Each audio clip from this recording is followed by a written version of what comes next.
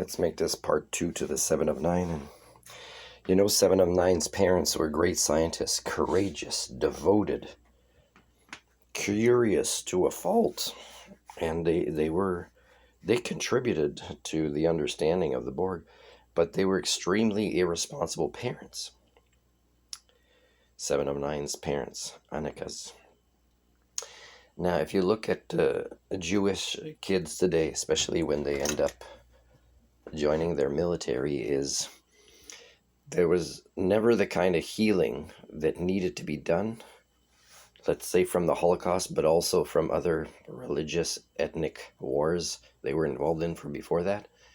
So the kids that are born from them today, especially from the ones that have influence over their culture, like that get into positions of political power and that have kids, those kids don't have a chance. They're born into, what their parents or a lot of their culture would say is a divine morality or a unique specialness on earth.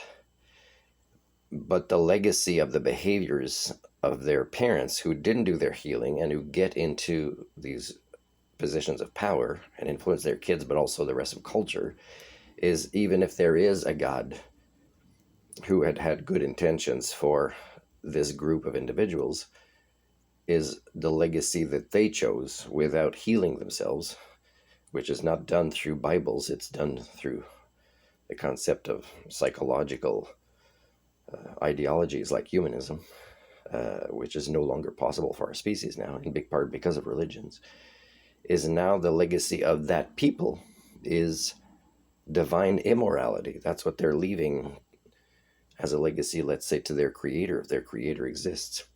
And the thing is should we hate them? Should we get rid of them because they're bad for the planet? And the thing is we should really pity them, but they're not the only ones. There's so many places on this planet where the risk to kids is even worse than what the parents of 7 of 9 in this science fiction storyline did, because their science was quite advanced that the probabilities were minimal, but the probabilities still existed because they kept their passion for the research ongoing. And so yes, there's so many parents of so many ethnicities in the world and groups today that bring their kids into a world where they never have a chance, and they don't. And I'm not saying this; they don't have a chance because of who lives on the border on the other side there. They don't have a chance because of who their parents are without doing their work, right? Maturation, self-actualization, personal development, healing.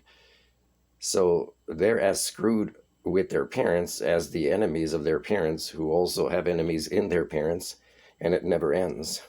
So yes, I think one of the most cruel things to do during this accelerating Anthropocene is having kids and not being anti-natalist. Because being anti-natalist when the villain species is us is being pro-life.